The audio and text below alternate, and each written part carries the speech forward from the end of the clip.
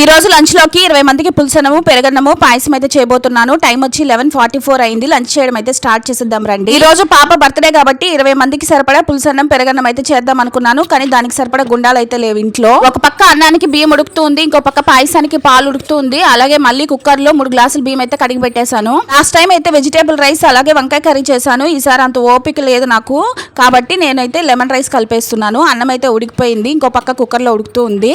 ఇలా 3 సార్లు పెట్టుకున్నాను. పులుసన్నానికి అన్నం చల్లారబెట్టేశాను. అలాగే సగ్గుబియ్యం కూడా ఉడికిపోయింది. ఇప్పుడు నేతిలో జీడిపప్పులు సేమియా అన్ని వేయించేసి పాయసం కూడా రెడీ చేసేసాను. ఈ సేమియా పాయసం అంటే మా పాపకి భలే ఇష్టము, అందుకే తన కోసమే చేశాను. పులుసన్నానికి మొత్తం తిరగబాత పెట్టేసి 20 నిమ్మకాయలు పిండిన జ్యూస్ కూడా వేసేసాను. అలాగే పెరుగన్నానికి కూడా తిరగబాత పెట్టేశాను. పాయసము పెరుగన్నం అయితే అయిపోయింది. ఇంకో పక్క మా మధ్య అయితే పులుసన్నాన్ని కలుపుతూ ఉన్నాడు. వంటంతా అయ్యేసరికి టైం వచ్చి 1:39 అయింది. పులుసన్నాన్ని పెరుగన్నాన్ని మా మధ్య అలాగే అత్తయ్య పార్సల్ చేస్తున్నారు. ఈ వీడియో నచ్చితే లైక్ చేయండి. Tata, by by.